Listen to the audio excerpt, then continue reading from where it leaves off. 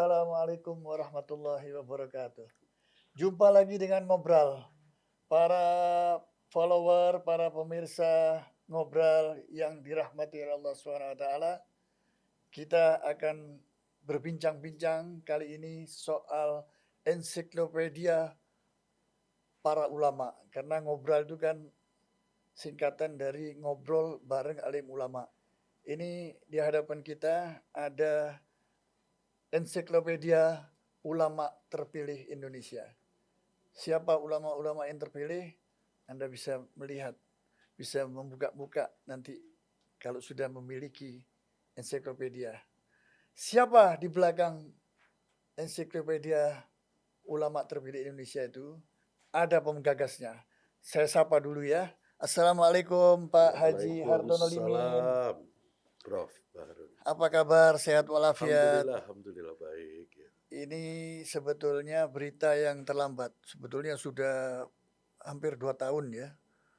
Orang sudah mendengar bahwa ada ensiklopedia ulama edisi Lux. Saya memang punya Pak Har ya, ensiklopedia. Tapi kayaknya dicetak biasa-biasa saja gitu ya.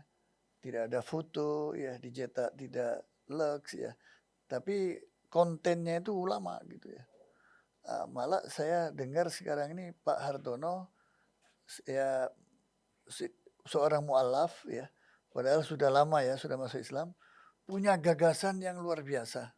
Ingin mengabadikan, ingin mendokumentasikan ulama-ulama besar kita di Indonesia dalam bentuk ensiklopedia dengan edisi Lux ya. Bagaimana kisah munculnya gagasan itu? Bisa disampaikan, Pak? Silakan. Bisa. Ya, jadi begini, Prof. Baharun dan para pemirsa, diawali sebetulnya dengan pada saat saya berkunjung ke rumah teman, ya. Di sana di ruang tamunya di rak itu ada ensiklopedia. Ada ensiklopedia ulama. Ya, ya. Sorry. Ensiklopedia Americana. Ya. Americana. Satu sejak lama itu populer. Ya toh, nah sudah lama populer. Jadi pada saat saya buka, oh ini tentang binatang, tentang hewan-hewan, flora fauna. Nah, tentang flora fauna. Di saat itu nggak tahu kenapa saya jadi terpikir, lah di agama kita banyak sekali ulama-ulama, para pejuang-pejuang cendekiawan, ya, yang dulu-dulunya melakukan banyak sekali tindakan yang luar biasa, keilmuan yang luar biasa. Nah, andaikan ini dilestarikan seperti ini ke anak cucu sudah pasti dijamin. Betul. Ya, nah sejak itu ya memang waktunya cukup lama, akhirnya terwujudlah apa yang kita harapkan ini dalam bentuk sajian yang menurut kami sudah cukup baik dan teman-teman juga menilainya cukup baik. Jadi sajiannya itu adalah tentang bibliografi daripada ulama, ya, kemudian tentang sepak terjangnya, ya. Jadi lebih dalam lagi isinya. Lebih dalam lagi isinya. Jadi bayangkan aja, Prof, satu buku itu bisa 700 lembar tebalnya. Itu hanya 25 ulama. Iya. Nah, kita mencoba memilih 100 ulama terpilih. Iya. Untuk kita jadikan satu trial ensiklopedia, kita coba membuat yang sebaik mungkin. Bisa juga terus nanti, nggak 100 ya? Oh ya, bisa terus. Kalau ini diterima oleh masyarakat, kalau masyarakat membutuhkan. Masyarakat sudah melihat bagaimana mereka bisa menerima bahwa melestarikan ulama itu penting, ya, untuk kita semua, melestarikan ilmu, melestarikan orang-orang yang membagikan ilmunya itu penting melalui ensiklopedia ini. Nah, kita akan lanjuti lagi yang lain. Ya. Begitu. Saya lihat di acara serah terima Bapak menyerahkan kepada MUI waktu peluncuran pertama, itu ada komentar yang saya sampai sekarang ingat itu. Wah, kita ini malu. Pak Hartono bukan ulama bisa memikirkan bagaimana membuat ensiklopedia ulama. Ini bagaimana perasaan Pak Hartono dikatakan begitu itu? Saya malah agak sedikit merasa lucu, Pak. Karena Bagaimana kita lucu? ini kan sebagai umat itu kan kelengkapannya ulama, Pak. Iya, iya, iya, Jadi apa yang belum tersampaikan ke ulama, iya. mungkin ke umat disampaikan, Nggak, nah ini kita wajar saja lengkapi. kan, wajar saja orang Heeh, mengatakan begitu. Nah, mestinya yang menerbitkan ensiklopedia itu ya mohon maaf, Majelis Ulama Indonesia. iya. Ini malah Bapak datang menyerahkan kepada Majelis Ulama, ini saya bikin ensiklopedia ulama.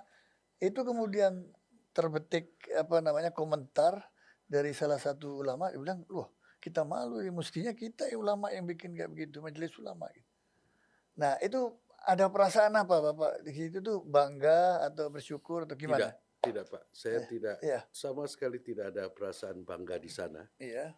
Sebetulnya Atau bersyukur karena ini persembahan yang dia ada dinilai positif atau dihargai gitu, ah, saya memang ada kebahagiaan bahwasanya tersendiri. tersendiri bahwa ternyata ensiklopedia dengan sajian yang baik, yang bagus, itu bisa diterima, Pak.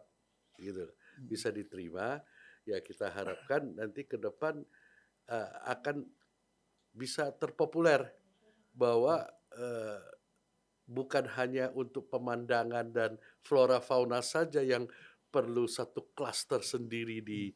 di rak buku kita, tetapi tidak kalah penting, jauh lebih penting ya adalah ulama dari agama manapun ya. Mhm. Kalau bisa kita lestarikan dalam kondisi yang baik, itu untuk anak cucu kita juga gitu, Pak.